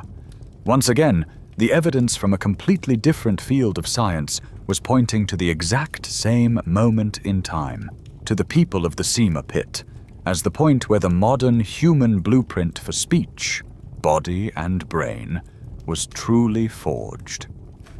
You now have the complete biological blueprint for a talking human. The anatomy of the vocal tract and the ear, along with the crucial genetic software of the FOXP2 gene, were all in place in our Neanderthal cousins. The capacity was there, but this raises the final and perhaps most important question. Did they use it? A species can possess a biological potential without fully exploiting it. So, to answer this, you must leave the laboratory and the fossil room behind. You must become an archaeologist. You must sift through the dirt of their cave floors and look at the traces of their lives, because behavior is the final and most compelling line of evidence. If Neanderthals lived complex, symbolic, and deeply social lives, then it becomes almost inconceivable that they did so in silence. And what you find on their cave floors is transformative. You find lumps of black and red mineral pigments, like manganese oxide and ochre. These aren't just random natural rocks. They've been scraped, ground into powder, and sometimes mixed with binders. They were processing it. What for? Perhaps for something practical, like using its adhesive properties to help attach stone points to spears, or for tanning hides. But it was likely also for something more. You can imagine them using these vibrant red and black powders to paint their own bodies, to create temporary symbols of identity, of status, or of ritual significance. This is not a practical act. It is a symbolic one. It is the act of imposing an abstract meaning onto the world, the very essence of what language does. In another cave, at a site in modern-day Croatia, you find something even more personal and profound. A collection of 8 eagle talons, all from the same time period, around 130,000 years ago. When you look at them under a microscope, you can see fine, parallel-cut marks where they were skillfully removed from the bird's foot. You can see polished areas and traces of a cord, suggesting they were strung together and worn, perhaps as a necklace or a rattling ornament. This is not a tool. This is jewelry. It is an expression of beauty, of personal identity, of a connection to a powerful predator.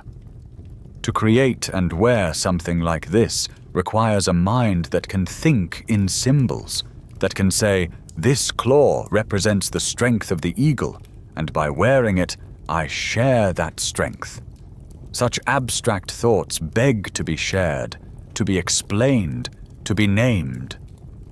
The evidence for their humanity deepens. At sites like Shanidar Cave in Iraq, you find the skeleton of an individual who would have been old by Neanderthal standards. For decades, he survived a crushing blow to his head that likely blinded him in one eye, a withered and useless right arm, and severe arthritis that would have made walking painful. He could not have hunted. He could not have kept up with the group on his own. His survival is a silent testament to the compassion of his clan. They fed him, protected him, and cared for him for years. This level of sustained, altruistic care requires a complex social contract, a system of empathy and obligation that is difficult to imagine without the rich communication needed to sustain it. While the famous flower burial at the same site is now debated, the pollen may have been brought in by rodents. The evidence for their deep care for the living and the dead is undeniable. Taken together, the pigments, the jewelry, the care for the infirm, they paint a picture of a people with a rich, complex, and symbolic inner world. These are the behaviors of storytellers, of beings who could look at the world and not just see what was there, but imagine what it could mean. And so you arrive at the final, subtle debate, the one that takes us from the solid ground of anatomy and genetics into the misty realm of cognition. We have built an overwhelming case that Neanderthals and their ancestors had the full biological capacity for speech. But did they have language? The two words feel interchangeable, but to scientists who study this, they represent a crucial distinction. It's a distinction that brings our entire journey into its final, sharpest focus. Think of it this way. Speech is the physical act.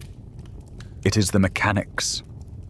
It is the vibration of the vocal cords, the precise shape of the vocal tract, the intricate dance of the tongue and lips, and the reception of sound waves by a well-tuned ear. It's the hardware and the immediate motor control that runs it. The evidence you have seen, the modern hyoid, the one-to-one vocal tract, the expanded auditory range, the human version of the FOXP2 gene, all of this is powerful, direct evidence for the mechanics of speech. The case that Neanderthals could produce the same range of sounds as you can is, at this point, scientifically settled. But language is something different. Language is the ghost in the machine. It is the cognitive system, the vast, abstract software of meaning that speech merely gives voice to. Language is grammar, the rules that tell us how to organize words. It is syntax, the magic that makes dog bites man entirely different from man bites dog. It is semantics, the shared understanding that the sound river refers to a flowing body of water and not a tree or the sky. Language is the ability to talk about things that are not right in front of us. The past, the future, ideas, emotions, and fictions. Grammar and ideas, unfortunately, do not fossilize. We will never dig up a Neanderthal verb conjugation or a fossilized abstract thought. This is the final wall of our investigation, the point at which direct physical proof comes to an end. And so, you must act as a juror. You have been presented with all the available evidence. On one side, the argument for silence, which now rests only on the absence of a fossilized grammar book. On the other, a mountain of powerful, converging, circumstantial evidence. You have the anatomy, a modern vocal instrument. You have the genetics, the modern neurological software. And you have the behavior, a complex symbolic culture of tool-making, adornment, and compassion that seems to cry out for a sophisticated means of communication. While there is no single piece of evidence that says, "I am a language," the combined weight of all the evidence points overwhelmingly in one direction. While popular culture has been slow to catch up, the scientific consensus has shifted dramatically. The default assumption is no longer that Neanderthals were mute. To believe that a hominin with anatomy like ours, a brain bigger than ours, and a culture rich with symbolism and compassion did not have a language functionally as complex as ours now seems like an extraordinary and frankly unsupported claim. We may never know the precise details of their language.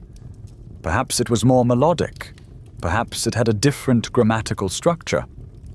But to deny that they had it is to deny the totality of the evidence. They were not grunting brutes.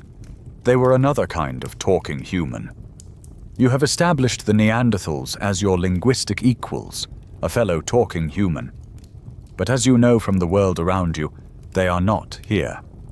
Their story, and the stories of all other hominins, eventually came to an end. To understand why, you must now turn your full attention to your own direct ancestors, Homo sapiens. Our species first emerged in Africa around 300,000 years ago. For hundreds of thousands of years, the story of our species was not particularly remarkable. We were anatomically modern, with high, rounded skulls, small faces, and chins. We possessed the same speech-ready hardware as our Neanderthal cousins in Europe and Asia.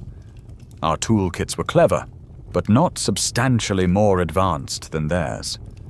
We were just one of several human species coexisting on the planet, holding our own, but not yet taking over.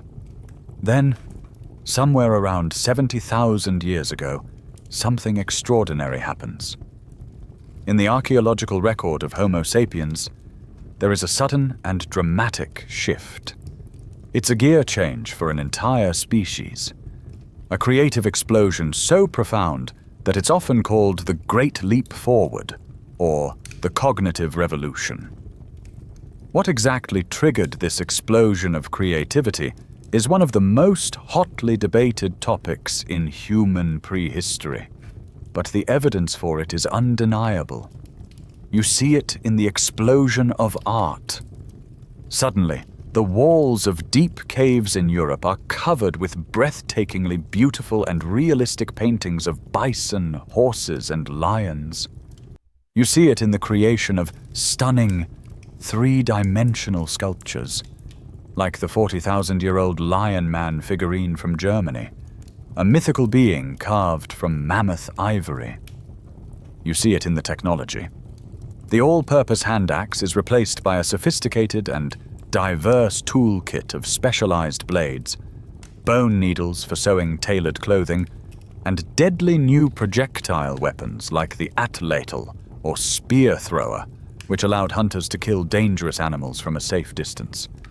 You see it in the widespread use of personal ornaments, like carefully drilled shell beads, which show a new preoccupation with individual identity and social signaling. And most importantly, you see it in the movement of people.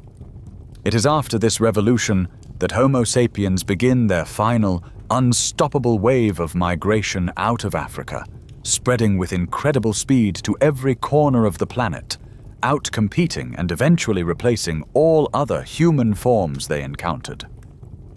The great mystery is this: our bodies hadn't changed. Our anatomy before this revolution was the same as our anatomy after. The change was not in the hardware, it must have been in the software. The leading hypothesis is that a final subtle mutation in the brain, a neurological tweak, occurred within the Homo sapiens population. This tweak didn't change our physical ability to make sounds, but it radically rewired our brains for language. It unlocked a new potential, a new way of thinking and communicating that gave us a decisive, almost magical advantage. This new language, it is theorized, was not just for describing the here and now. It was a language capable of creating entire new worlds. So what was this new, revolutionary language? What was this final software upgrade that allowed your ancestors to remake the world? The exact mechanism of this advantage is still debated, but two powerful ideas have emerged that help us understand the immense power of this new tool. The first idea is deceptively simple: gossip. The anthropologist Robin Dunbar noticed that, for our primate cousins, social bonds are built and maintained through the intimate, time-consuming act of physical grooming. One monkey grooms another, picking through its fur, reinforcing their alliance. But this system has a hard limit. As a group gets larger, you simply run out of time in the day to groom everyone you need to stay on good terms with. Dunbar proposed that language evolved as a far more efficient form of social grooming. With a spoken language, you don't have to sit for hours picking nits from one individual's back. You can sit around a campfire and, with a single conversation, groom multiple people at once, sharing information, telling jokes, and reinforcing your social bonds. And the most important information you can share is about other people. You can learn who is a reliable hunting partner, who is lazy, who is trustworthy, and who is a cheat, all without having to find out the hard way for yourself. Modern studies have shown that even today, about 2/3 of all human conversation is gossip in this broad sense, talking about our own and others' social lives. This ability to track reputations and build trust was a superpower. It allowed Homo sapiens to maintain social cohesion in much larger groups than any previous hominin, perhaps up to the famous Dunbar's number of around 150 individuals. But the second idea, popularized by the historian Yuval Noah Harari, suggests that the real breakthrough was not just talking about what's real, like who's a good hunter, but the ability to talk about things that are not real at all. This is the power of shared fictions. A Neanderthal could likely say, "Look, a lion!" But only a Homo sapiens, after the cognitive revolution, could say, "The lion is the spirit animal of our tribe." The first statement is a description of reality. The second is the creation of a new reality, a shared story that exists only in the collective imagination of the group. This is the single most important thing that separates us from every other animal on the planet. This ability to create and believe in shared myths, ancestral spirits, tribal gods, rules of conduct handed down from a creator, was the ultimate social glue. It is what allows for cooperation on a massive, flexible scale, far beyond the limits of personal acquaintance. A troop of chimpanzees can't cooperate with a troop from the next valley because they don't know each other. They are strangers and rivals. But two Homo sapiens who have never met can cooperate instantly if they both believe in the same tribal ancestor, or the same god, or later in the same king, the same nation, or the same corporation. These shared fictions are the invisible threads that weave together thousands and eventually billions of individuals into a cohesive, cooperative network. A Neanderthal clan might have been able to coordinate a dozen hunters. A tribe of Homo sapiens could unite thousands of warriors under the banner of a single, imagined deity. This was their decisive advantage. This was the power that would allow them, and them alone, to conquer the world. You are sitting by a small campfire somewhere in the Great Rift Valley, perhaps 60,000 years ago. The last of the day's light has faded, and the sky above is a brilliant, terrifying dome of stars, unobscured by any city's glow. Around you are the faces of your new, cognitively revolutionized family, their features thrown into flickering relief by the flames. They have it, the new language, the full power of a symbolic, fictive speech. But what does it actually sound like? What are they talking about? Of course, we can never truly know the content of these first conversations, but by looking at the world they lived in and the challenges they faced, we can make some educated guesses. The first true human conversations were likely not about philosophy. They were about life and death. Much of their talk would have been intensely practical, a constant stream of information sharing that was vital for survival. You can almost hear the low murmur of a hunter planning for the next day. It is no longer just a gesture towards the plains and a grunt. It's a detailed strategy, a conversation that creates a shared mental map. The gazelle will come to this watering hole at dawn, one might say. You and I will hide behind those rocks, while the others will come from the east, with the sun behind them, and drive them towards us.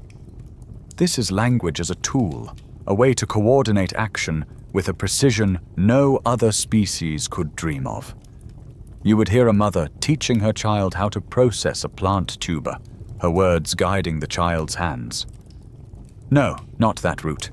It will make you sick. This one.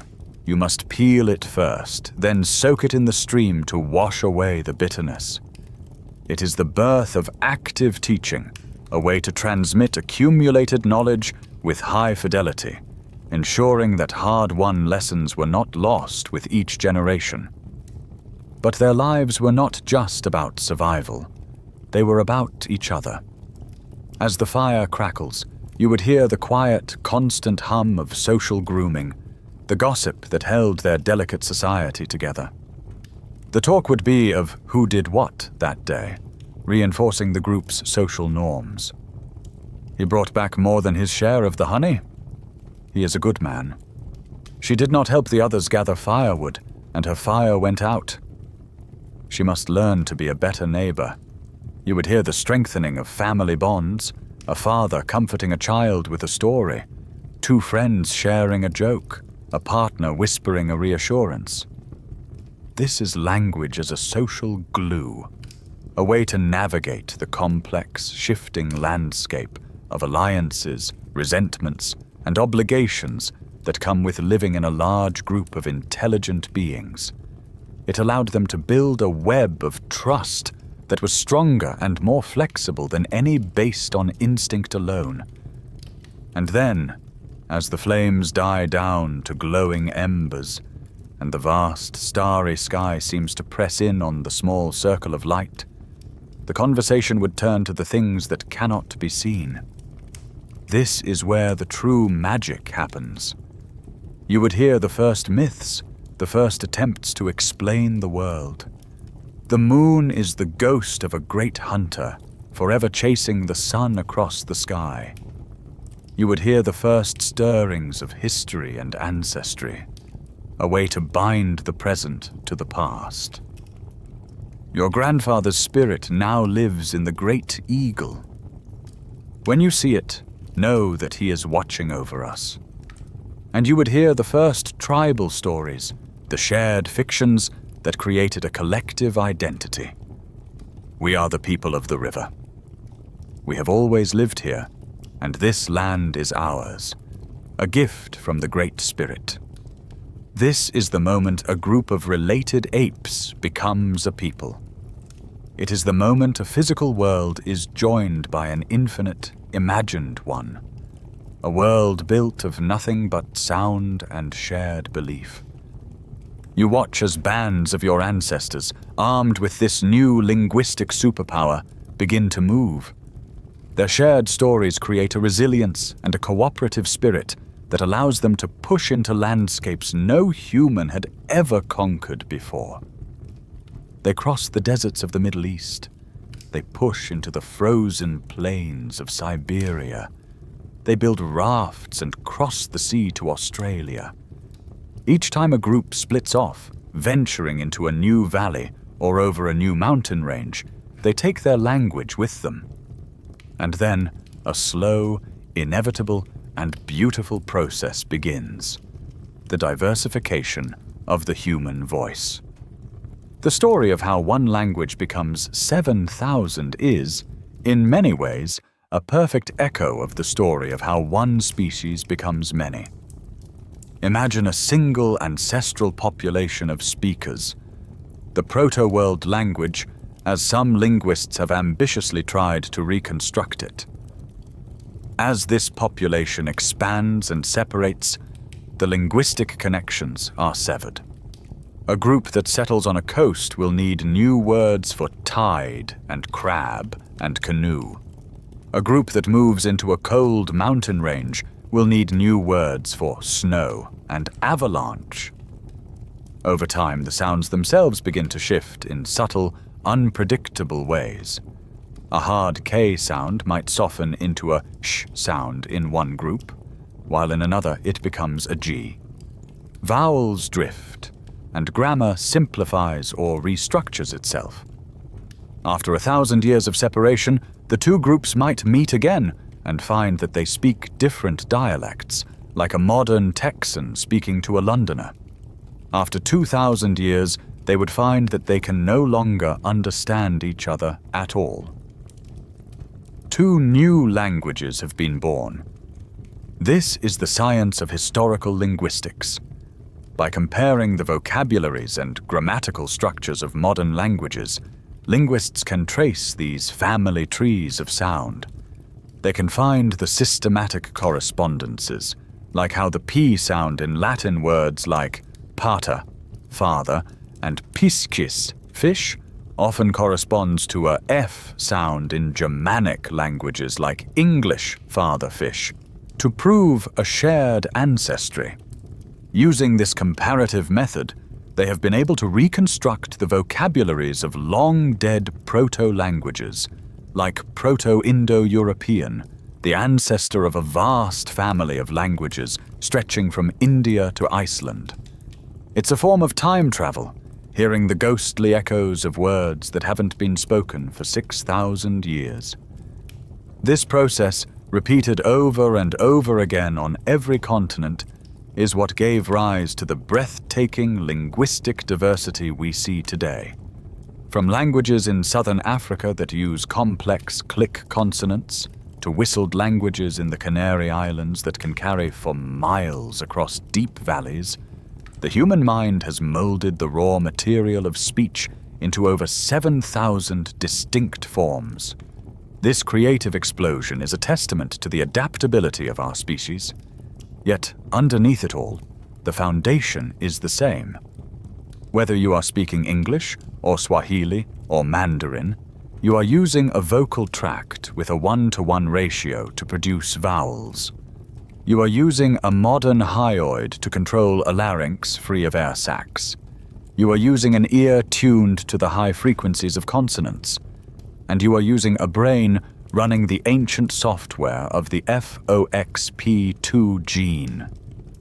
The thousands of languages are but different songs played on the same, perfectly evolved, million-year-old instrument. You have followed the story of this vocal instrument as it was slowly and meticulously assembled over millions of years. You've seen it as a testament to evolution's power. But as you take one last look at the finished product, the anatomy that sits within your own body, you notice something strange. From a purely engineering standpoint, there is a terrible, almost nonsensical design flaw. A flaw so dangerous that it can be fatal. And the existence of this flaw is perhaps the most powerful statement of all about the importance of speech. It has to do with that crucial change you learned about earlier, the descent of the larynx. Think about the throat of a chimpanzee, or a dog, or a human baby. Their larynx sits very high in the neck. This arrangement allows the top of the larynx to lock into the back of the nasal cavity, creating two largely separate pathways. Air can go from the nose to the lungs, and food can pass down the sides of the larynx into the esophagus, all at the same time. It's an efficient and, most importantly, a very safe design. But in adult humans, in order to create that resonant, one-to-one vocal tract, the larynx descends, opening up a large, shared space at the back of the throat called the pharynx. This is where the path for air from your nose and the path for food from your mouth cross over each other. With every single swallow of food or drink, your body performs a complex, unconscious ballet to avoid disaster. A little flap of cartilage called the epiglottis snaps down to cover your airway, directing the food towards your stomach. For that split second, you cannot breathe. And usually this system works perfectly, but its existence points to the danger. We are the only primates who can easily choke to death on our food. If that little ballet is mistimed by even a fraction of a second, food can go down the wrong pipe, blocking the airway with catastrophic results. We even had to invent a cultural fix for our biological flaw, the Heimlich maneuver. No other animal needs to learn it. So why would evolution tolerate, let alone select for, such a hazardous arrangement? Why would it risk our lives with every meal? There can be only one possible answer. The benefit of the change had to be so overwhelmingly, staggeringly massive that it was worth the daily risk of accidental death. And that benefit was speech. The ability to produce clear, stable, and unambiguous vowel sounds, and the consonant-shaping potential that came with this new anatomy, gave our ancestors such a profound advantage in cooperation, knowledge transmission, and social bonding that it completely outweighed the very real danger of choking. Our species looked at the evolutionary balance sheet and made a choice. We traded a measure of physical safety for the power of a clear voice. Your own body contains the starkest possible evidence for the value of language. It is a tool so precious, so central to what we are, that we have literally risked our lives for it with every bite we take. Your own body, with its dangerous and eloquent throat, is a living monument to the power of speech. But it holds one last, intimate secret that connects you directly to the other talking humans who shared our past. The story is not just written in your anatomy, it is written in your genes. For most of the last century, we have been conditioned to think of the Neanderthals as a separate, failed branch of the human family tree. A dead end that was completely replaced by the wave of modern humans coming out of Africa. But the revolution in ancient genetics has revealed a far more interesting and personal story. As it turns out, we did not just replace them. In some places, we met them, and we had children with them. You carry that encounter within you. If your ancestry is from anywhere outside of sub-Saharan Africa, whether you are European, Asian, Native American, or an indigenous Australian, then roughly 1 to 3% of your DNA is of direct Neanderthal origin. It is a ghost in your own machine, a whisper from the Ice Age echoing in every cell of your body. Geneticists can even pinpoint which Neanderthal genes you carry. Some of them are related to your immune system, likely gifts from our cousins that helped our ancestors survive the new diseases they encountered in Europe and Asia. Others are related to skin pigmentation and hair type. But beyond these specific traits, the simple fact of their presence is a profound revelation. They are not just a distant, extinct them. They are a part of us. They are your ancestors. This genetic inheritance forces us to see the story of speech in a new, more unified light. The modern hyoid, the retuned ear, the human version of the FOXP2 gene. These were not separate inventions. They were the shared heritage of a common ancestor, likely Homo heidelbergensis. For hundreds of thousands of years, our two lineages developed in parallel, both building upon this shared foundation of a body and brain ready for language. When our ancestors finally met them again, after 500,000 years of separation, they were not meeting a grunting, primitive beast. They were meeting another kind of talking human, a person you could, and evidently sometimes did, have a family with. Think of your own DNA not just as a biological blueprint, but as the final, most ancient chapter of a history book. And in that book, you will find a few faded but unmistakable sentences written in a Neanderthal hand. They are a direct, personal link to the people of the Ice Age, to the hunters of mammoths, to the wearers of eagle talons, and to the speakers of a lost and ancient tongue. The legacy of their voice is not just in the shared design of our throats, but in the very code of your being. You are a living testament to the fact that for a time, our planet was home to more than one kind of storyteller. You have traveled across nearly 400 million years of deep time. You have stood on the shores of a primeval swamp, walked the savannas of the Pliocene, and taken shelter from an Ice Age winter in a Neanderthal's cave. You have sifted through the evidence piece by piece. A tiny bone from a child's throat, the shape of a skull's base, the microscopic structure of a fossil, and the ghostly code of ancient DNA. Now, from this grand vantage point, you can see the whole, breathtaking picture. The story of when we first talked is not a simple linear tale of one thing happening after another. It is a co-evolutionary symphony, a slow, magnificent composition with different sections joining in over millions of years, each playing off the others until a harmony was finally achieved. The first notes were the deepest and oldest.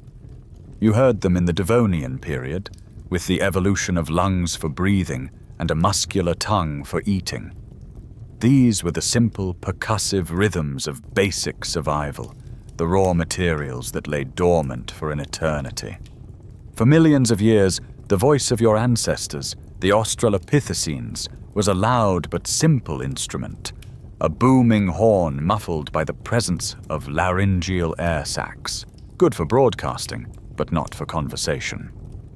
During the long silence that followed, a new theme began to emerge, the complex, rhythmic beat of technology, as the minds of Homo habilis and Homo erectus began to shape stone, creating a growing need for a voice that could share these new ideas. Then, in the deep caves of Spain, the symphony swelled. The Homo heidelbergensis section came in, playing a clear, new melody. The ancient muffling air sacs were silenced, and the hyoid bone adopted its modern form, allowing the voice to ring out with a newfound clarity. The vocal tract itself was reshaped, the instrument tuned to produce the pure, resonant notes of modern vowels. At the very same moment, the auditory section joined in perfect harmony, the ear evolving an expanded bandwidth to perceive the subtle, high-frequency sounds of consonants. The voice and the ear, the transmitter and the receiver, began their intricate dance. And weaving through it all was the quiet, constant theme of the brain and its genes, the ancient software of FOXP2 providing the underlying score for the entire composition. This is the great takeaway of our journey. Speech was not a single invention. It was an emergent property, the result of a long and intricate feedback loop between our bodies, our brains, our tools, and our social lives. A bigger brain demanded more calories, which led to better tools and cooperative hunting. Better cooperation demanded better communication, which favored changes in the vocal tract. A clearer voice allowed for the transmission of more complex ideas, which in turn favored an even bigger, more language-ready brain. It was a spiral, each turn reinforcing the others, slowly, relentlessly, pushing your lineage towards the final grand crescendo. A creature who could not only shape a rock with its hands, but could shape the world with its words. You have followed the voice from its deepest, most ancient origins to its modern, perfected form. You have seen the symphony come together. Now, in the final movements of our journey, you must consider the world that this voice built. What is the true legacy of this one unique adaptation? The simple answer is everything. Look around the room you are in. Think about the city you live in, the job you do, the knowledge in your head. Every single facet of your life, every single thread in the fabric of human civilization is woven from the power of complex, spoken language. Without it, there is no large-scale cooperation. Your ancestors would have remained locked in small, family-based groups, like our chimpanzee cousins, unable to build trust or a common purpose with strangers. There would be no tribes, no cities, no nations. The very concept of a society larger than a few dozen individuals is a linguistic creation, a story we agree to tell ourselves. But perhaps the most profound consequence of the talking ape is the birth of cumulative culture. Think of a brilliant, innovative Neanderthal. Perhaps he discovers a better way to haft a spear point or a new medicinal plant. That knowledge is incredibly fragile. It might be imperfectly copied by his children through imitation, or it might simply die with him, lost forever. His species learns, but the ratchet of progress slips backward with every generation. Now think of a Homo sapiens with the same brilliant idea. She doesn't just show her discovery, she explains it. She can describe the precise angle to nap the flint. She can warn against using the wrong kind of tree sap as an adhesive. She can tell the story of how she learned it. Her idea can be debated, refined, and most importantly, passed down to every single member of her tribe with perfect clarity. This is what some anthropologists call the ratchet effect. Knowledge is no longer a slippery, temporary thing. It becomes a permanent acquisition. Each generation can now stand on the shoulders of the one before it, adding its own innovations to the collective pool of wisdom.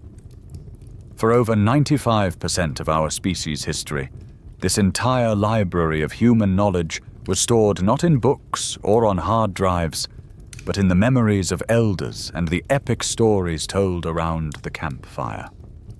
This cumulative effect is what took us from a stone hand axe to a smartphone. It is a slow, accelerating fire that, once lit, could never be extinguished. And from this fire, all the other pillars of our world emerged. Law is a set of agreed-upon stories about justice. Science is a rigorous system for telling and testing stories about reality. History is the grand, overarching story we tell about ourselves. Art, music, poetry, they are all stories about what it feels like to be human. This single superpower, the ability to translate complex thoughts into shared sound, is what unlocked the full potential of our oversized brains. It allowed us to step outside the immediate reality of the physical world and into the infinite imagined reality of ideas. It is the adaptation that allowed one species of ape to completely remake a planet. And so, this grand story, which has stretched across hundreds of millions of years and followed a dozen different species, finally comes to rest in a single, quiet place. It comes to rest in you. Right now, in the silence of your room, as you listen to my voice, you are the living, breathing culmination of this entire epic journey. For a moment, I want you to stop thinking about the past and simply become aware of the miracle that is happening in the present. My words, which are just a series of controlled vibrations in the air, are traveling to your ear. The sound waves are being captured by that ancient, evolved receiver. The three tiniest bones in your body, the hammer, anvil, and stirrup, are vibrating in a precise, sympathetic dance. These vibrations are being translated into electrical signals, and they are now rushing along your auditory nerve into the language centers of your brain. And inside your mind, a kind of magic is happening. Your brain, running the ancient software that was refined over millennia, is decoding these signals. It is recognizing the patterns, identifying the phonemes, parsing the grammar, and extracting the abstract meaning. The sound river enters your ear, and your mind effortlessly conjures the image, the concept, the memory of a flowing body of water. This act of comprehension, which feels so automatic and simple, is a computational feat of such staggering complexity that no machine on Earth can truly replicate it. It is a quiet, constant miracle. Now, think a sentence to yourself. Anything at all. I wonder what I will dream about tonight. Notice that inner voice. That is the ghost in your machine. That is the essence of the cognitive revolution playing out in the theater of your own mind. The ability to take an abstract thought, clothe it in the structure of language, and manipulate it, all without making a single sound. And now, become aware of your throat, your tongue, and your lips. They are resting, but they hold an incredible potential. Within them lies the entire, ancient, co-evolved symphony of muscle and bone. At any moment you choose, you can engage this instrument and reverse the process. You can take that silent, inner thought and give it physical form, turning it into a series of precise vibrations that can travel out into the world and rearrange the thoughts inside another person's mind. This ability, which feels so fundamentally you, is your inheritance. The lungs that are gently rising and falling in your chest are the legacy of a fish that crawled onto land. The hyoid bone floating silently in your throat is the legacy of your ancestors in the Sema pit. The brain that is effortlessly understanding these words is the legacy of the first storytellers who sat around a fire, looked up at the stars, and tried to explain it all. The entire, vast, sprawling story of the talking ape does not just belong to history. It belongs to you. It is the operating system of your consciousness. And so, this journey ends exactly where it began, with the simple act of one human telling a story and another human listening. You see now that this simple act is, in fact, the most complex and miraculous event in the known universe. It is the fulfillment of a potential that was slowly, painstakingly built, bone by bone and nerve by nerve, across a span of time so vast it defies the human imagination. It is the final, breathtaking crescendo of a symphony that began with the faintest rhythm of a fish gasping for its first breath of air. The voices of those ancient ancestors are gone, carried away on the winds of long-dead epochs. The specific sounds of the Australopithecus call, the first vowels of Homo heidelbergensis, the complex conversations of the Neanderthals, they have all faded into an unbreakable silence. We will never know their stories. We will never know their names. We will never know their songs. All we know is that they succeeded. Through ice ages and volcanic winters, through drought and famine, they survived, and they passed their gift forward. The story was passed not in its content, but in the potential for its telling. It was a whisper carried through an unbroken chain of generations, the whisper of a mother to her child, of a hunter to his partner, of an elder to their clan, a whisper of knowledge, of comfort, of warning, of love. It is a whisper that has traveled through hundreds of thousands of years of campfires and cradles, a delicate thread of sound connecting you, right now, directly to them. The instrument they spent millions of years perfecting, the voice that they paid for with the constant risk of their own lives, is now yours. You hold within you the legacy of every single ancestor who learned to speak, to listen, and to understand. Their long journey is over, and it is up to us, the inheritors of their miracle, to decide what stories we tell. And now, the long story is told. Let the echoes of these ancient voices fade softly into the quiet of your room. The journey through deep time is complete, and you can let the vastness of it all simply dissolve, leaving behind only a sense of calm and stillness.